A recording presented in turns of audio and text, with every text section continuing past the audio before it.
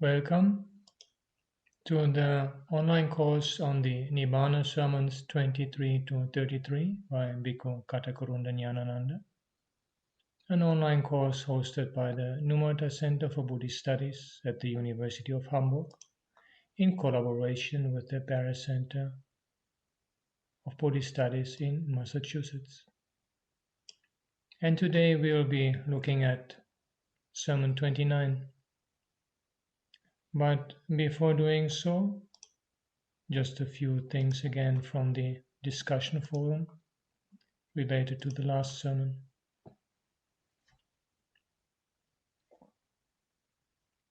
There was a very lively discussion on the meditation practice related to the four elements. It's very nicely in keeping with the fact that with these last series of sermons, the Venerable Ñāṇananda is giving more emphasis and place for practical concerns. There are so many comments and points of view that I cannot adequately represent them here. The main threads were on the working with this internal and external dimension of the elements, and the point that this is not necessarily always has to be a felt experience, and that there's emerging understanding of the similarity between this body and what is external to it. I wanted to present just briefly one particular approach which combines a few of these threads. This takes the form of body scans for each of the four elements, and it works to this internal-external paradigm. So the first body scan can be starting from the head going down and being aware of solidity as experienced inside of this body. And by the time one reaches down, then there can also be an awareness of the same solidity on the ground on which one sits. And the solidity of the ground is due to cohesion. Without the hydrogen bond, the bonding between small particles, the ground on which we sit would not be solid. It would be somewhat like quicksand. And that same bonding is also responsible for keeping the body together. And so one could then start moving upwards with another body scan and be aware of cohesion, the water element.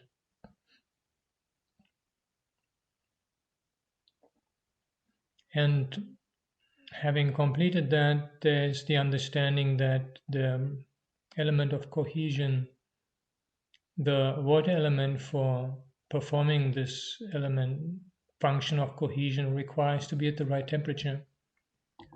When water is too cold, it freezes. And when it is too warm, it evaporates.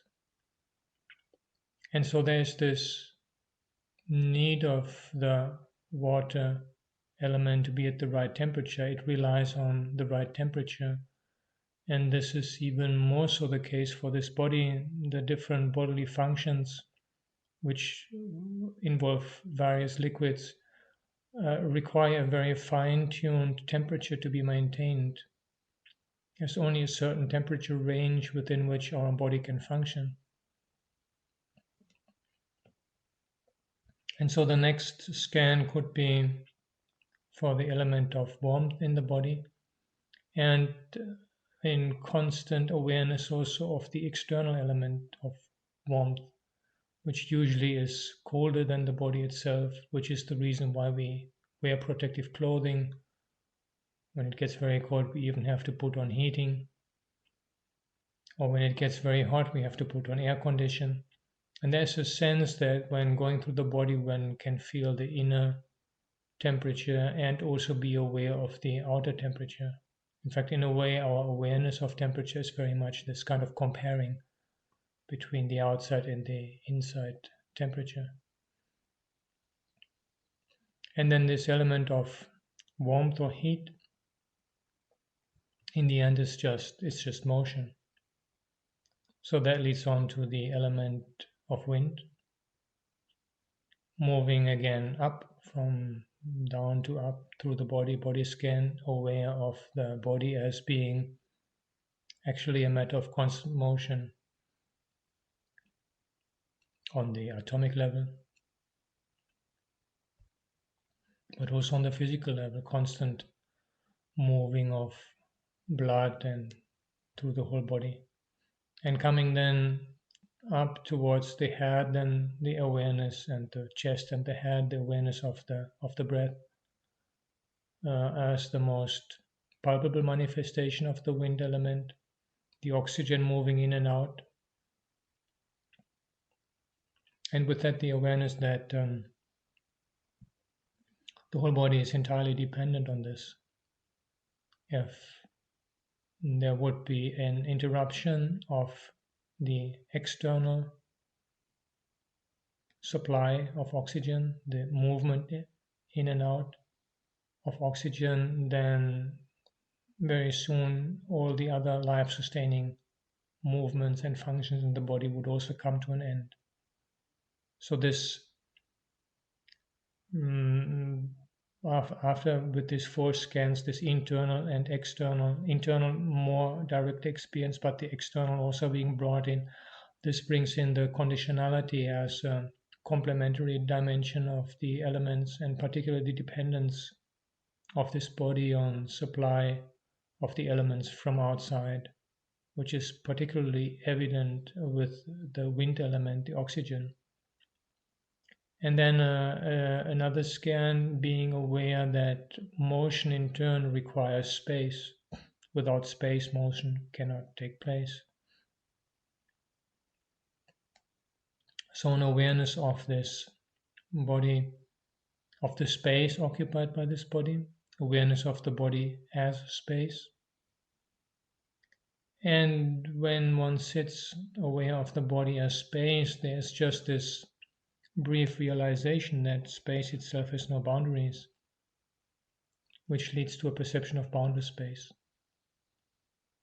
And that can be a very powerful meditative experience. In formal meditation, do this scanning up and down. There has been build up in continuity of mindfulness that enables just remaining, dwelling in this experience of boundless space. But it can also be very powerful in everyday life, when being in a challenging situation, just briefly attending to the space between ourselves and others, the space surrounding things, the space surrounding our thoughts. It can bring an element of relaxation, openness, and understanding of emptiness. And the space is then also, from the internal, external, the consummation of this whole progression, where first there was the experience of the internal related to something of the external, then the conditionality of the two, and finally the merging of the two, the internal, external, but with space that just dissolves. Anyway, that was just a little input to play around with the elements. There was a comment by Chris Burke on this statement by Venerable Ñāṇananda that craving finds something to hold on to precisely because one presumes that there actually exists a thing to be grasped. He says even the beginning of this sentence, craving finds something to hold on to, really brings to light that the mind is always seeking for something to interact with and react to. This becomes quite clear at the beginning of meditation, when the mind's tendency to seek stimulation is thrown into relief. I think all of us can relate to that very well. And Bhikkhu Nibbāna commented on the same, on the significance, nimitta karuna, of the whole world of contact, seeking it, getting weary from it, retreating to recover from it, and reach out for it again, with the duality of internal, external, and the triplet of desiring, rejecting, and misunderstanding contact and its objects, truly is turned around and put in proper perspective only by the inward calmness of cessation of world contact.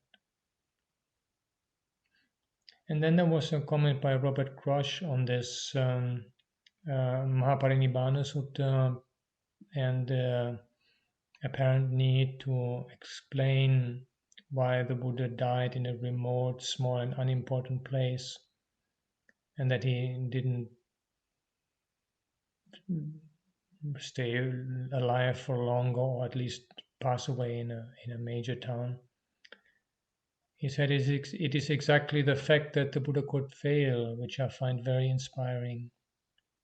I'm thinking here, for example, also about the encounter the Buddha had with the wanderer directly after his enlightenment, when he was on his way to the group of 5 ascetics. Upon being asked who his teacher was, he simply proclaimed that he had no teacher but had reached enlightenment by himself. On hearing this, the wanderer just shook his head, thinking the Buddha was a madman, and went his way.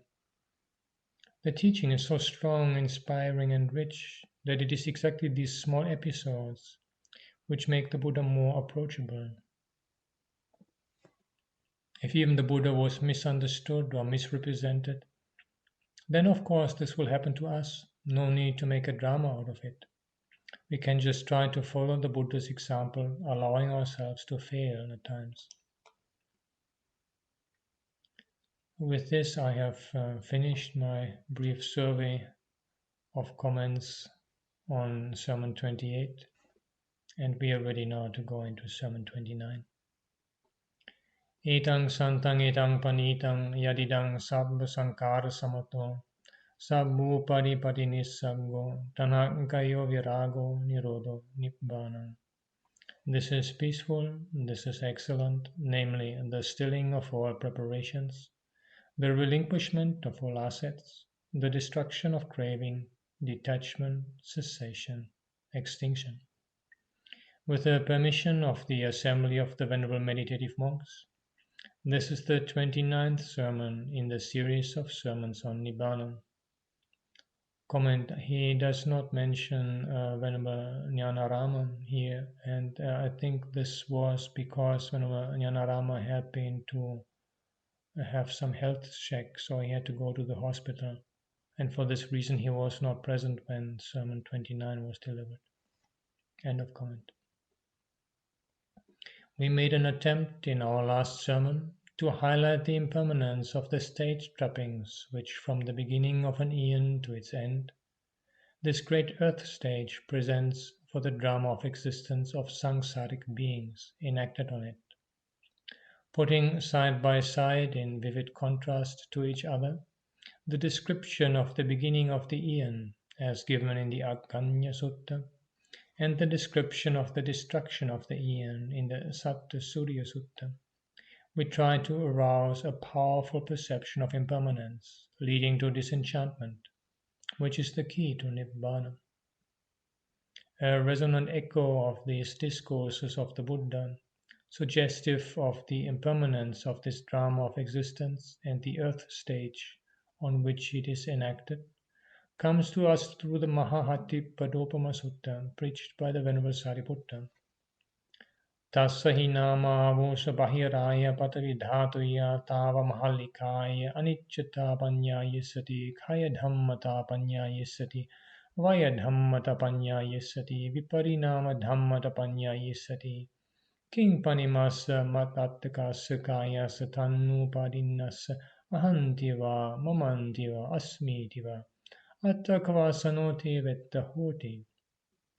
Even of this external earth element, friends, great as it is, an impermanence will become manifest, a liability to destruction will become manifest, a liability to waste away will become manifest, a liability to undergo change will become manifest.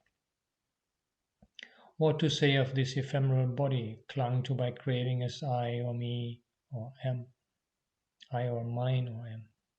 On the other hand, there is no justification for such a clinging. Comment translation by Bhikkhu Ñāṇamoli. When even this external earth element, great as it is seen to be impermanent, subject to destruction, disappearance, and change, what of this body, which is clung to by craving and lasts but a while. There can be no considering that as I or mine or I am. And the Madhyama Agama parallel. Venerable friends, this external earth element, great though it is, pure though it is, undespised though it is impermanent by nature, of a nature to be extinguished, of a nature to decay, unstable by nature. How much more so this short-lived body that is clung to with craving? Yet the unlearned, deluded worldling thinks this is me, this is mine, or I belong to this. On the other hand, a noble disciple who has learned much does not think, this is me, this is mine, or I belong to this. How could he have such a thought? End of comment.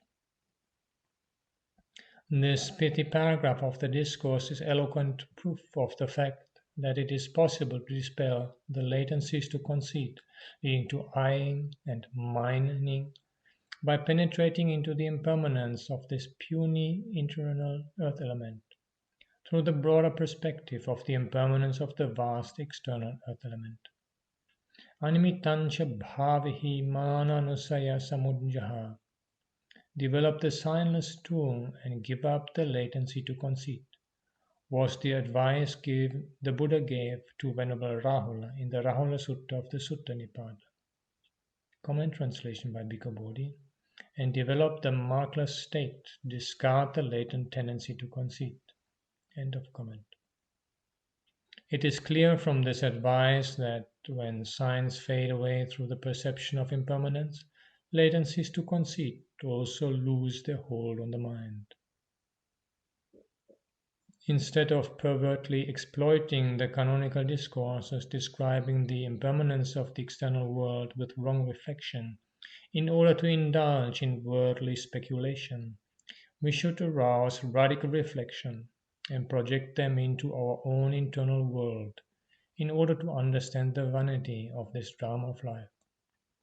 Where are the actors and actresses who played their part in the early acts of our drama of life? Where are those stage decorations and trappings? Though they are no more, so long as latencies to perception, a mask to them, persist in us, there is nothing to prevent us from indulging in thoughts and proliferations. When we reflect on the impermanence of the entire world, we get dispassionate about the heap of preparations in our drama of life, reckoned in terms of objects, events, and persons. When dispassion sets in, signs fade away, like in a blurred watercolor painting. For a meditator developing the perception of impermanence, the world might appear like an indistinct water painting with blotches of color. When the figures in the painting cannot be distinguished according to color and shape, there is less room for the perception of diversity, nanattasanya. Thereby, latencies to conceit, which give rise to divisions and conflicts, are also attenuated. That is why the Buddha always reminds us of the perception of impermanence as an important subject of meditation. He has recommended in particular the signless concentration, for instance in the Kanda Samyutta of the Samyutta Nikaya. Trayame bhikkhave agusala vitakka, kama vitakko, vyapada vitakko, vihingsa vitakko. Imecha bhikkhave tayo akusala vitakka, kva aparisisa nirujjanti. Chatursu va satipatthānesu supatittita cittasya animittam va samadhim bhavayato. Yavanchidang bhikkhave alang eva animittu samadhi bhavitum. Animitto bhikkhave samadhi bhavito bahulikato mahabbalu hoti mahanisangso. Monks, there are these three kinds of unskillful thoughts: sensual thoughts, thoughts of ill will, thoughts of harming. And where monks do these three unskillful thoughts cease without remainder? For one who dwells with the mind well attended by the four foundations of mindfulness, or for one who develops the signless concentration. So much so that this is reason enough for one to develop the signless concentration. Monks, when the sinus concentration is developed and cultivated, it is of great fruit, of great benefit. Comment translation by Bhikkhu Bodhi. They are because these three kinds of unwholesome thoughts, sensual thought, thought of ill will, thought of harming, and where because do these three unwholesome thoughts cease without remainder? For one who dwells with the mind well established in the four establishments of mindfulness, or for one who develops the sinus concentration. This is reason enough because to develop the sinus concentration. When the sinus concentration is developed and cultivated, because it is of great fruit and benefit. And the Samyukta Agama parallel. Monastic, there are three unwholesome thought conditions. What are the three? They are thoughts with lust, thoughts with hatred, and thoughts of harming. These three thoughts arise from perception. What perception? Perceptions of innumerable kinds, perceptions of lust, perceptions of hatred, and perceptions of harming. All unwholesome thoughts arise from this. Monastics, perceptions of lust, perceptions of hatred, perceptions of harming, thoughts with lust, thoughts with hatred, and thoughts of harming. These are innumerable types of what is unwholesome. What is their complete cessation? If the mind is well settled in the four establishments of mindfulness, or established in concentration on the sinus. Cultivating it, much cultivating it, evil and unwholesome states will thereby cease, be forever eradicated without remainder, rightly by way of this practice. I find it helpful that Samyukta Agama also brings in perceptions, which explains a little better now, at least to my mind, how the four Satipatthanas and Animitta Citta Samadhi can counter these three unwholesome conditions. End of comment. From this quotation, it becomes clear that there are two methods of making the three kinds of unskillful thoughts cease without residue. The first method is to have a mind well attended by the four foundations of mindfulness. The second method is the development of the sinus concentration. The particle va, or, shows that it is an alternative. It seems therefore that by developing the sinus concentration, these thoughts and concepts do not get an opportunity, due to the very fact that the signs fade away. It is because of our samsaric habit of taking in signs that thoughts and proliferations arise in us. But even in our endeavor to liberate our minds from thoughts and proliferations, we cannot help resorting to a particular mode of taking in signs. One cannot do without them altogether. We have often mentioned the reason why the Buddha proclaimed the middle path. It is in the nature of some things that, though they have to be given up, they cannot be fully dispensed with. So the middle path has also to be a gradual path, anupamma patipada. The middle path itself becomes a gradual path because there has to be a graded system in the course of practice to be followed. If we are to present the fundamental idea behind these two terms, the middle path and the gradual path, we may say that the course of practice leading to Nibbāna is in principle both pragmatic and relative. It is pragmatic in the sense that it has a practical value. It is directed towards some goal. It is relative to the extent that the stages that go to make up the path have no absolute value in themselves. Each stage has only a relative value, being of significance in relation to the next stage. Every stage in the graded path is dependent and relative. On an earlier occasion, we happened to mention the simile of the relay of chariots in the Rattavinita Sutta. Like stagecoaches, the chariots run relative to each other. It is an illustration of the principle of relativity.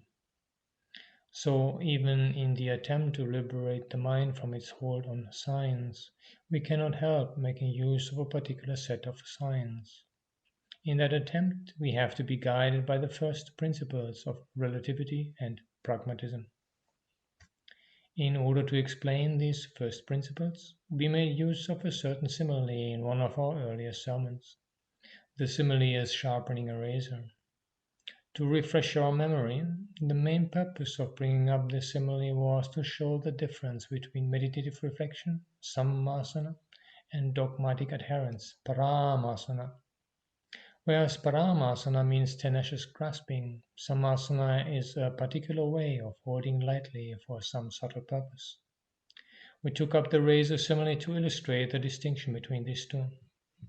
If one grasps the razor roughly and moves it up and down the whetstone, it would get blunt. But if one catches hold of the razor in a relaxed, nonchalant way and mindfully sweeps the whetstone back and forth, it would get sharpened. This way of reflection on preparations or sankharas reminds us of the two terms vipassana, insight, and anupassana, contemplation, which again are relevant to the theme of pragmatism and relativity. As an illustration, let us take the case of a carpenter planing a piece of wood. In the process of planing, from time to time he might hold up the piece of wood to his left eye, and with his right eye closed might give it a critical glance. There is something sinister about this way of looking. It is as if an expert is directing a fault-finding critical glance on the work of an inexpert. But here it is the carpenter himself looking at his own artifact. Why does he do so? He is himself playing the role of a critic in order to find out his shortcomings as a carpenter. If he complacently looks at it with excessive self-confidence, he can never rectify his errors and improve himself. In the two terms vipassana and anupassana, we have a special way of seeing that is penetrative as well as contemplative. It is, in short, an objective approach to understand the subjective in one's experience, with a view to attaining perfection.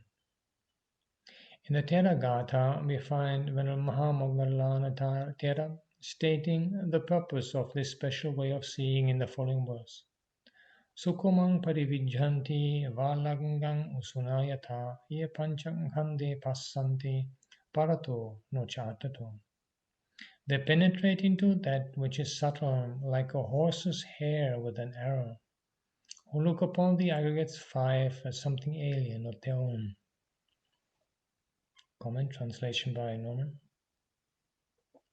Those who see the five elements of existence as other and not as self pierce the fine thing as a tip of hair with an arrow. End of comment. Sakula-Theri in the Therigatha voices something similar in the following verse. Sankhare parato disva hetu jate palokine pahasing asave sabbe siti bhutami nimmuta.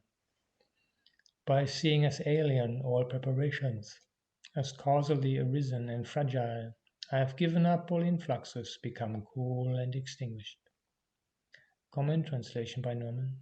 Seeing the constituent elements as other, arisen causally, liable to dissolution, I eliminated all asavas. I have become cool, quenched. End of comment. In the discourses, personality view or Sakaya-ditti is described in such terms as Rupang Attato Samanupasati, he looks upon form as self, and Vedanang Attato Samanupasati, he looks upon feeling as self. That is the way which the worldling, untaught in the Dhamma. But the noble disciple who has heard the Dhamma, particularly the one who meditates, makes use of this looking upon as alien, parato.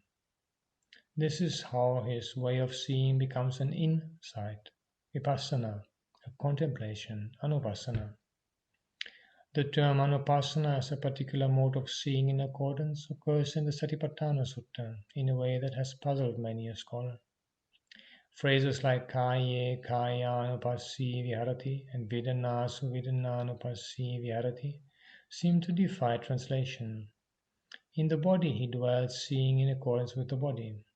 What is this seeing in accordance? That is what the carpenter is doing. This meditative carpenter too has to direct a critical glance at the preparations in order to find out their shortcomings. He has to look upon them as alien, parato. That is the significance of the expression kaya kayanupassi. If he starts off with the prejudice, this is my body, what is wrong with it? There is little chance that he will see its shortcomings, its impermanent suffering, not self-characteristics. If he is to see them, he has to adjust his point of view. He has to look upon the body as alien, parato. From this alien point of view, the meditative carpenter not only discovers the shortcomings in his artifact, but also adopts a technique of planing to smoothen out the rough edges. What are these rough edges? The protuberances of craving, conceits, and views. Though this is a pure heap of preparations, Suddha Sankara Punyo, as Venerable Bajira calls it, there are three protuberances, three rough edges to be planed down in the form of craving, conceit, and views. To smoothen them out, the meditative carpenter resorts to a kind of planing. Let us now listen to the sound of this planing. Na etang mama, na esu ham asmi, na mesu atta. Na etang mama, na esu ham asmi, na mesu atta. Na etang mama, na esu ham asmi, na mesu atta. Not this is mine, not this I am, not this is myself. Not this is mine, not this I am, not this is myself. Not this is mine, not this am I, not this is myself. It is this sharp knot, na, that cuts away the protruding defilements. So it seems that these phrases are not mentioned in the discourses for the purpose of grasping them as some sort of dogmatic formula. They have a pragmatic and relative value for the meditator in his planing to do away with those rough edges. In this context, we may allude to the term usada, which is particularly relevant to the theme. This term comes up in some discourses, but its meaning is not quite clear. It seems to imply something that comes up as a protuberance or a swelling, something that surfaces and shows up. Cravings, conceits, and views are such swellings or protuberances which show up from this heap of preparations. These swellings have to be planed down. A verse in the Tuvataka Sutta of the Ataka Vagga in the Sutta Nipata is suggestive of these nuances of the term usada. It is a verse that can be used even for reflecting on the peace of Nibbāna upassammanusati. Manjayata samudasa umina jayati tittu hoti evam tittu anejas usadang bhikkhuna kareya kuhinchi. As in mid-ocean no waves arise, and it is all steady and motionless. So unmoved and steady let the monk be, let him not form any swelling anywhere. Comment translation by Bhikkhu Bodhi. Just as in the middle of the ocean no wave arises, but the ocean remains steady, so too he should be steady without impulse. A bhikkhu should not cause a swelling anywhere. End of comment. This verse, by contrast, insinuates that the worldling's mind is much nearer the seashore, where ripples turn into waves and furious breakers. In mid-ocean there is not that fury. There are no waves or ripples. It is all calm and peaceful there. So the meditative carpenter has to plane down the rugged surfaces with insightful contemplation until those cravings, conceits, and views that show up are smoothened out, and only a pure heap of preparations, Suddha Sankara Punyo, remains. How the principle of relativity is applicable to this meditative planing down, in accordance with the concept of a gradual path of practice, Anupama Patipada, is beautifully illustrated by the Sakkapanya Sutta of the Digha Nikaya. This planing down the rough surface of thoughts and proliferations has to be done gradually and systematically. Even a carpenter, while planing a piece of wood, has to adjust his instrument from time to time in the course of planing. He might even pick up another plane when the surface gets smoother. The planing down of thoughts and proliferations, as a fading away of signs, is a gradual process. The Sakkapanya Sutta provides us with a good illustration of it in the form of a dialogue between Sakka, the king of gods, and the Buddha. The dialogue was so pithy and deep that at the end of it Sakka attained the fruit of stream winning. The first question that is relevant to our discussion is worded as follows. Chandapana Marisa King Nibbāna King Samudaya King Jariyo King Pabhavam. Kisming Sati Chando Hoti, Kisming Asati Chando Nahoti. What, dear sir, is the cause of desire? What is its arising? What is it born of? What is its origin? When what is there, does desire come to be? When what is not there, does desire not come to be? The Buddha's answer was Chandako Devanaminda Vitaka Nidano Vitaka Samudayo Vitaka Jatiko Vitaka Pabhavo Vitake Sati Chandu Hoti Vitake Asati Chandu Nahoti. Desire, O kind of gods, has thinking as its cause. It arises with thinking, it has thinking as its origin. When thinking is there, desire comes to be. When thinking is not there, desire does not come to be. Common translation by Morris Walsh. Desire, ruler of the gods, arises from thinking. When the mind thinks about something, desire arises. When the mind thinks about nothing, the desire does not arise. And I've pasted in the Dirghagama parallel, which gives a similar meaning. End of comment. In the same way, Saka asks, what is the cause, the arising and the origin of thinking? And the Buddha replies with reckonings born of prolific perception. Papancha Sanya Sanka, or King of Gods, is the cause, the arising, and the origin of thinking. Comment translation by Walsh. Thinking, a ruler of the gods, arises from the tendency to proliferations. When this tendency is present, thinking arises. When it is absent, thinking does not arise. And here the Chinese Agama parallel. End of comment. So then it seems that reckonings born of prolific perception, papancha sanya sanka, is the cause of thinking. We happen to discuss this particular term at length in our analysis of the Madhu Pindika Sutta. The term papancha actually stands for proliferation of thoughts, cravings, conceits, and views. Now sanka has the sense of reckoning or designation. The Buddha's reply, therefore, implies that thinking arises based on those designations. The next question of Saka is, Katang patipanno panamarisa bhikkhu papancha sanya sankha nirodha sarupa gamini paripadang paripanno hoti. How is a monk to set out, dear sir, so as to become one who is treading the path of practice conducive to the cessation of reckonings born of prolific perception? Comment translation by Walsh. Well, sir, what practice has that monk undertaken who has reached the right way, which is needful and leading to the cessation of the tendency to proliferation? End of comment. The Buddha's answer to this question is directly relevant to our understanding of the gradual path, Anupubbapatipada. Somanasankang Devanamindra Duvidhena Vadami Sevitabbang Piya Sevitabbang. Dumanasangpang Devanaminda Duvidhena Vadami Sevitabbang Piya Sevitabbang Piya. Upekang pang Devanaminda Duvidhena Vadami Sevitabang Piya Sevitabang Piya. Even happiness, O King of Gods, I speak of as being of two kinds, one to be pursued, the other not to be pursued.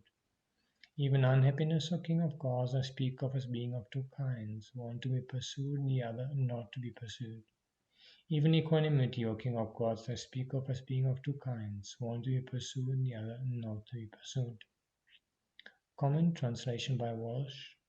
Ruler of the gods, I declare that there are two kinds of happiness, the kind to be pursued, the kind to be avoided. The same applies to unhappiness and equanimity. End of comment. Then the Buddha goes on to explain it further as follows. Tatta yang janya sumanasang imang kome sumanasang sivato akusala dhamma abhivartanti kusala dhamma parihayanti iti eva rupang sumanasang na sevitabang. Tattayang janya samanasang imang kome samanasang sevato kusala dhamma parihayanti kusala dhamma avivardhanti iti eva rupang samanasang sevitabang. Tatta yanchi savitakke savicharam yanchi avitakkang avicharam ye avitakke avicare se panitatare. Out of them whatever happiness about which one knows, while pursuing this happiness unskillful thoughts grow and skillful thoughts decline, that kind of happiness should not be pursued. Out of them, whatever happiness about which one knows, while pursuing this happiness unskillful thoughts decline and skillful thoughts grow, that kind of happiness should be pursued. And there are two: of that happiness which is accompanied by thinking and pondering, and of that which is not accompanied by thinking and pondering. Whatever is not accompanied by thinking and pondering is the more excellent. Comment, translation by Walsh. When I observed that in the pursuit of such happiness unwholesome factors increased and wholesome factors decreased, then that happiness was to be avoided. And when I observed that in the pursuit of such happiness unwholesome factors decreased and wholesome one increased, then that happiness was to be sought after. Now of such happiness as is accompanied by thinking and pondering, and of that which is not so accompanied, the latter is the more excellent. End of comment. From this we can infer the fact that the happiness unaccompanied by thinking and pondering is nearer to Nibbāna. This is the criterion we can glean from this discussion. In the same way, the Buddha goes on to analyze unhappiness as being twofold. Out of them, that which is productive of unskillful thoughts should be avoided, and that which is productive of skillful thoughts should be pursued. But therein too, that which is unaccompanied by thinking and pondering is declared as more excellent than that which is accompanied by thinking and pondering. That is the path to Nibbāna. So also is the case with regard to the analysis of equanimity. Therein, that equanimity productive of skillful thoughts has to be pursued, subject to the proviso that equanimity unaccompanied by thinking and pondering is more excellent than that which is so accompanied. In summing up, the Buddha concludes the explanation with the sentence Evaṁ patipanno ko devānaminda bhikkhu papancha sanya sankha nirodha sarubhagamini patipadang patipanno hoti. It is a monk who has thus set out talking of gods, who is treading the path of practice conducive to the cessation of reckonings born of prolific perceptions. Comment, translation by Walsh. And this ruler of the gods is the practice that a monk has undertaken who has reached the right way, leading to the cessation of the tendency to proliferation. End of comment. So then this discourse is one that is highly significant from a pragmatic point of view. Sometimes a little problem might crop up here. In our discussion of the Madhupindika Sutta in an earlier sermon, we came across the following statement. Yang vitaketi tang papancheti, yang papancheti tatonidanang purisang papancha sanya sanka samudacharanti. What one reasons about, one proliferates. What one proliferates, owing to that reckonings born of prolific perception beset him, etc. Comment, translation by Ñāṇananda. What one thinks about, that one mentally proliferates. With what one has mentally proliferated as the source, perceptions and notions born of mental proliferation beset a man with respect to past, future, and present forms, cognizable to the eye. End of comment.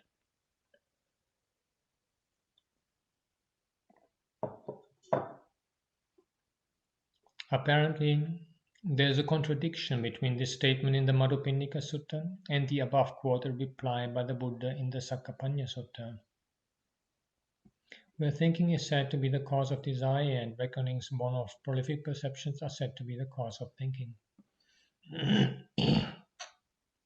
But actually there's no contradiction, since the raw material for thinking is the set of reckonings or worldly concepts born of prolific perception.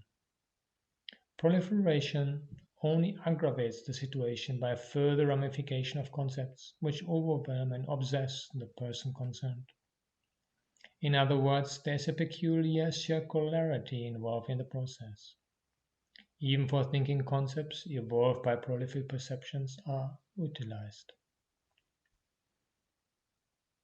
In the course of thinking, proliferation takes over, with the result that those concepts throw up a flush that tends to overwhelm and obsess the one who initiated the whole process.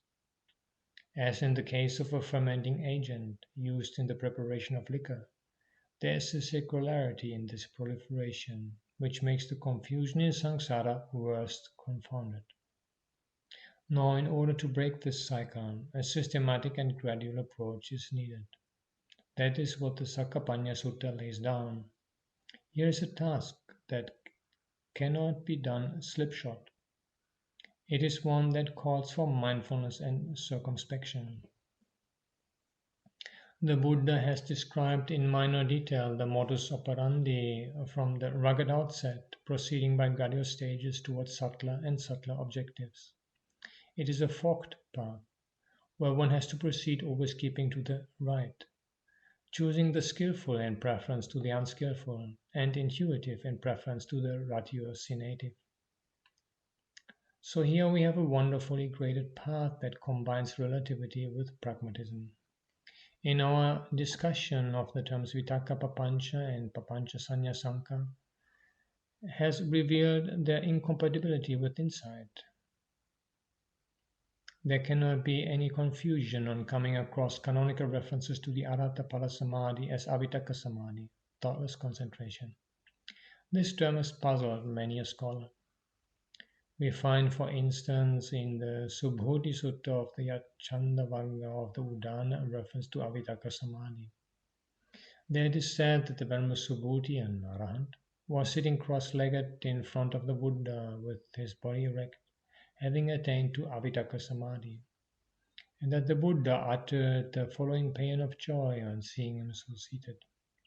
Yasa vitakka vidhopita ajhattam suvikapita sesam tang sanga ticca arupa sanyi chatu yogati gato na jati meti.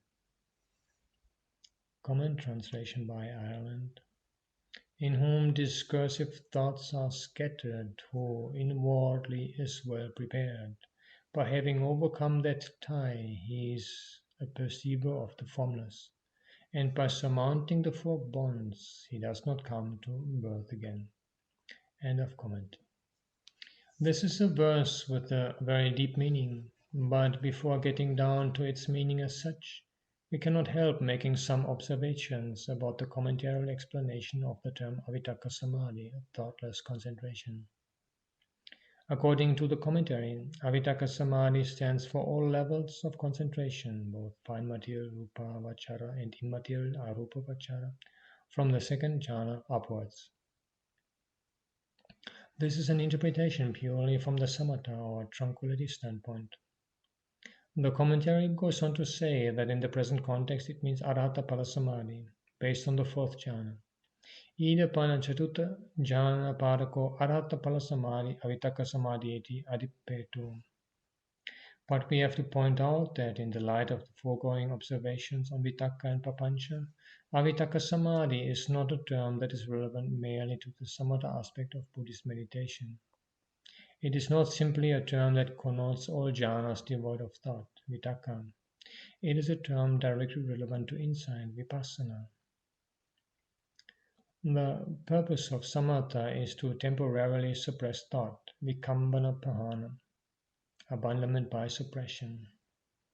It is the task of insight to dig into the roots of thinking and clear up the mess, making them ineffective. In other words, it is of relevance to abandonment by eradication, Samudchitapahana. It is in that sense that Avitaka Samadhi stands for Arhata Pala Samadhi. But now, in order to clarify this point further, let us get down to the meaning of this difficult verse.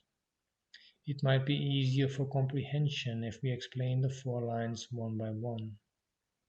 The first line is Yasa Vitakka Vidupita. There the commentary interprets Vitakka as all wrong thoughts, such as those of sensuality. The word Vidupita gets the following comment. Arya Maganyanena Santapita Su Samutjinna. Burnt up by the knowledge of the noble path and fully eradicated. However, we happen to mention in an earlier sermon that the word Vidupita has an extremely deep meaning, particularly in a context where the two words Sandupeti and Vidupeti were found together. We pointed out that the dhupa element in both words is suggestive of a peculiar ritual connected with incense. Fragrant incense powder is used for the propitiation of gods, while caustic types are used for exorcising evil spirits. So Vidupita could mean smoking out or expelling the thoughts in this context. Now, as regards the second line, Ajattang Suvikapita Sesa, the commentary takes Suvikapita as an equivalent of Susamutchinna, fully eradicated. But it is more likely that the word vikapita basically signifies some form of building up, since it's derived from the root clip to make, build, construct, fit out, from which Sanskrit words like vikalpa, sankalpa, akalpa, and kalpana are derived. Ajatang suvikapita taken together would therefore mean well constructed within. The second line could now be paraphrased as Yasa ajatang suvikapita vitaka asesa vindupita, in whom thoughts, well constructed within, have been smoked out without residue. Let us now try to unravel the meaning of the last two lines. Tang sangang aticha arupa sanye chauta yogati gato na jati meti. The commentary explains the word sangang as implying attachment to defilement, such as lust. But the attachment meant in this context is attachment to thoughts, vitakka. Tang sangang aticha means having gone beyond the attachment to thoughts. Then comes a term which is even more abstruse, arupa sanye. The commentary adopts a queer mode of exegesis here. Ite surupana sankhatasya cha vikarasya tatta abhavato nibbikara hetu bhavato va arupanti ladda manan Nibbāna aramanam katva. Nibbāna is called arupa because it is devoid of change, that is reckoned as an affliction, rupana. And arupa sanya therefore means one who is recipient of Nibbāna as the goal of the path.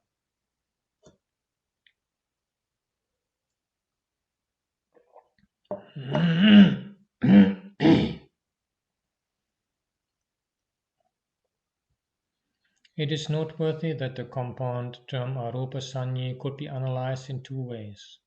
One can split it up as arupa and sanya, or as arupa and urupa sanya. A signifying negation equivalent to na. In the first case, it gives the meaning percipient of the immaterial realm. In the second case, the meaning is devoid of perception of form. There's a subtle difference between these two possible senses. The commentary interpretation prefers the first sense, trying to establish the term arupa as an epithet for Nibbāna, rather arbitrarily. It is the second possible interpretation that fits the context. Arupa sanya means devoid of rupa sanya, a plus rupa sanya. In one of our earlier sermons, we had occasion to mention that the perception of form is a basic reason for thought activity, as it enables one to pick up signs. By way of illustration, we alluded to the following verse in the Jata Sutta of the Samyutta Nikaya. Yata namancha rupancha asesam uparujjati patigang rupa sanyacha ette sa chijate jatan. Where name and form as well as resistance and perception of form are completely cut off, it is there that the tanga gets snapped. Comment translation by Bhikkhu. Where name and form ceases, stops without remainder, and also impingement and perception of form, it is here this tangle is cut. End of comment. So it is that same rupa sanya that finds mention here too in this problematic verse. Arhata pala samadhi is not an approach towards arupa sanya, but a release from rupa sanya in toto. As we have already pointed out on an earlier occasion, arupa still has the seed of rupa in it. Arupa is only a shadow of rupa and presupposes it. Therefore, the reference in this verse is not to arupa. Arupa sanya has a deeper meaning than that. It implies release from the perception of form, rupa sanya, which sustains the illusion of permanence and encourages the grasping of signs. Perception of form and the idea of resistance, patigha, that goes with it, is at the root of this samsaric problem. Now, arupa sanya implies the absence of that rupa sanya in the aratapala samadhi. The third line, tang sangang aticha rupa sanya, could therefore be rendered as having gone beyond attachment to thoughts and being free from the perception of form. Now we are left with the last line of the verse. Chatu yogati gato na jati meti. Chatu yoga means the four yokes, namely those of sensuality, existence, view, and ignorance. Kama, bhava, ditthi, avidya. Chata Yogati Gato Najati Meti conveys the idea that the Venerable Arahant Subhuti, who has gone beyond the four yokes, comes not back to birth. So this particular verse reveals to us a deeper dimension of the term Avitakka Samadhi. Coming back to the question of smoking out or exercising thoughts, it seems thoughts or vitakka are comparable to the army of Mara. And this concern, the important issue of thoughts, so relevant to the life of a meditator, finds an interesting answer. The army of Mara is, in the last analysis, our thoughts themselves. Generally, we take references to an army of Mara in its gross sense. But in some suttas, like the Padana Sutta and the Sutta Nibbāna, the army of Mara is defined in terms of thoughts. For instance, one reads in the Padana Sutta, Kama te patamasena dutiya arati vucchati tatya kumbi basa te chatutti tanha pavucchati. Sense desires are your first battalion, and boredom is reckoned the second. Hunger and thirst come as the third, and craving is called the fourth. Comment translation by Bhikkhu Bodhi. Sensual pleasures are your first army. The second is called discontent. Hunger and thirst are the third. The fourth is called craving. End of comment. The word karma in this context does not refer to pleasurable objects as such, though that is what is usually meant by it. Rather, it refers to thoughts about pleasurable objects. In fact, karma, in its real sense, does imply thoughts about pleasurable objects, as clearly stated in the following verse of the Samyutta Nikaya.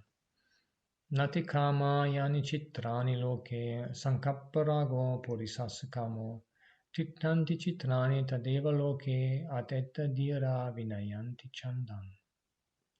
They are not the pleasures, those charming things in the world. Lustful thought is the pleasure for men.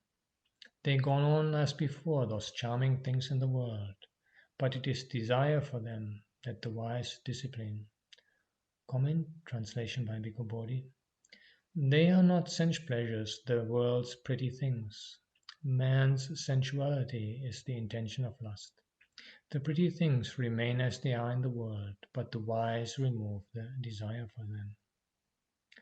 And here the Chinese parallel, which makes the similar indication. And I'd just like to underline the importance of this passage because there is somewhat pervasive tendency in the Theravada tradition, in meditating, among meditators and even teachers, of conflating sensual with sensory. And this verse is a very good reminder that that is not the point, that it is not about what is out there, but what is in here, what reacts to what is out there. That is the issue. End of comment.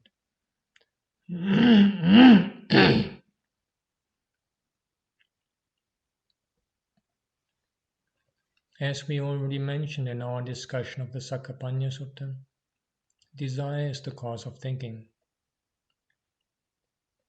There, the relation between desire and thought is recognized.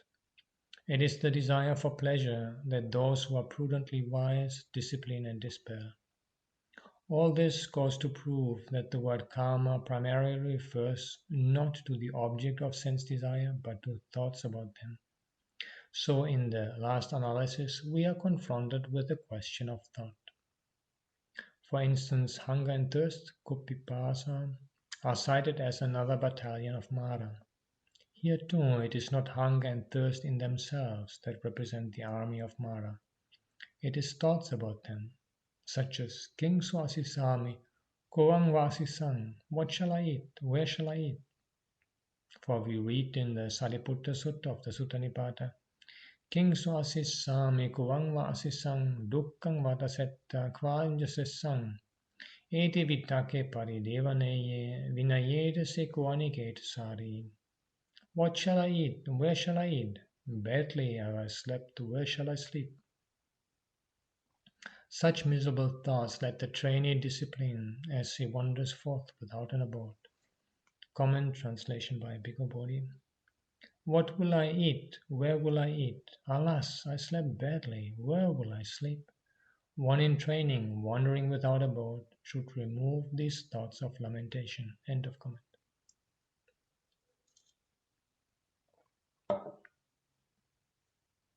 Against this background of the paramount importance attached to thoughts, we can reassess the significance of the following verse in the Bodhibhagga of the Udana we had already quoted in a previous sermon. Yadahave padu bhavanti dhamma atapino jayato brahmanasa vidupayang tittati marasinam suryava vasayang antalikam. When phenomena manifest themselves to the resolutely meditating Brahmin, he stands fumigating the hordes of Mara, even as the sun irradiating the firmament. Comment translation by Ireland. When the truths become manifest to the ardent meditating Brahmin, scattering Mara's host he stands, as does the sun illuminating the sky. End of comment. After his enlightenment, the Buddha spent the first week seated under the Bodhi tree, and during the last watch of the night of the seventh day reflected on the law of dependent arising both in direct and reverse order. This joyous utterance has an allusion to it. It is when the insight into conditioned phenomena dawns on the contemplating Arahant that he smokes out the hordes of Mara, like the sun illuminating the sky. In the light of this simile, we can now understand how the hordes of Mara are dispelled. It is the reflection on the law of dependent arising in direct and reverse order that dispels the denizens of darkness of ignorance, namely thoughts. The principle underlying the law of dependent arising is summed up in the following abstract formula, which we had discussed at length. Imasming sati irang hoti, imasupada irang upachati, imasming asati irang nahoti, imasaniroda irang nirujati. This being, this comes to be. With the rising of this arises. And this not being, this does not come to be. With the cessation of this ceases. When this principle is applied in a thoroughgoing way to conditioned phenomena, they tend to fade away. That is how thoughts are dispelled. In the 12-linked formula, each pair, for example, avijja paccaya sankhara, is based on this dynamic principle represented by the term paccaya. A penetrative reflection into rising and ceasing in a flash deprives thoughts of their evocative power and renders them nugatory. This is the smoking out of the army of Mara, the thoughts. Now, to hark back to the Avitaka Samadhi, we come across an allusion to it in the Sariputta Theragatha. Avitakang samapanno samma sambuddha savako ariyena tunhi bhavena upeti hoti thavade. The fully awakened one's disciple, on attaining to thoughtless musing, is at once endowed with a silence that is of the ennobling type. Comment. Translation by Norman. Having attained to non-reasoning, the disciple of the fully enlightened one is straightway possessed of noble silence. End of comment. This Avitaka Samadhi then is none other than the Arhatapala Samadhi, which is known as Ariyo Tunibhavo, noble silence. This is not to be confused with the second jhana, in which thinking and pondering have been calmed down by samatha, tranquility meditation. Noble silence in the highest sense is Arhatapala Samadhi, because in it the question of thoughts is fully resolved. Comment, yeah, I am unable to follow Venerable Ñāṇananda in the position he's taking here. And the reason I have problems is this passage here from the Samyutta Nikaya. Aryotuni bhavoti vucchati. Kattamonuko aryotuni bhavoti. Tassamayanga vosu itadavosi. Ida bhikkhava vitaka vicharanang vopasamam ajattang sampasaranang chetaso ikudi bhavan avitakang avicharan samadhijang pedi sukang dutiyang janang upasampaja viharati. Ayam vucchati aryotuni bhavoti. Translation by Bhikkhu Bodhi. It is said, noble silence, noble silence. What now is noble silence? Then, friends, it occurred to me, Here, with the subsiding of thought and examination, a bhikkhu enters and dwells in the second jhana, which has internal confidence and unification of mind, is without thought and examination, and has rapture and happiness born of concentration. This is called the noble silence. And here we have the similar position taken in the Samyutta Agama. And as a reading for this lecture, I offer a short entry in the Encyclopedia of Buddhism on Nibbāna, on silence. But the main point that emerges from this passage is that the idea of relating the samadhi that is without vitakka and that is called a noble silence to the second absorption is not a commentarial idea. It is found in the suttas already. And that leaves no basis to dismiss that commentary interpretation. We have to accept the idea of noble silence as a reference to the second absorption. And I think the relationship to Arhatapala Samadhi is not evident.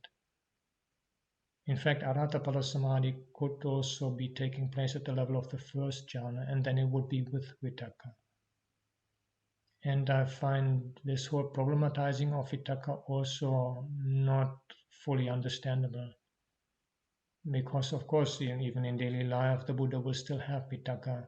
And even in insight meditation, thinking is actually not the problem. This is a misunderstanding sometimes by those who are often new to meditation, that it means one has to stop thoughts in order to meditate. But that is not the case. One can meditate when thinking continues if one is able to not identify with it. And that can be a very powerful experience, just being aware of thought running on and stepping out of being part of that. And then thought, the translation of vitakka as thought is also, in my view, not appropriate for the jhana context. In the context of jhana absorption, vitakka doesn't refer to thought. My understanding, it refers to a directing of the mind. It could be considered as application, and vichara would then be sustaining of that application. It is a directing of the mind that takes place, that does not take place in the presence of conceptual thinking.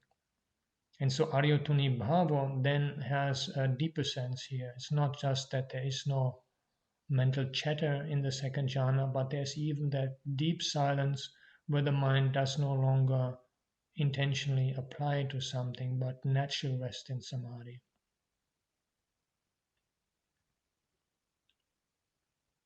End of comment. That indeed is the avitakka samadhi. We get another allusion to thoughtless concentration in the Vimala Therigatha.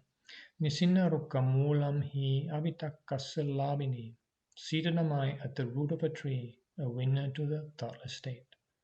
Comment, translation by Norman. I am seated at the foot of a tree. I have attained the stage of non-reasoning.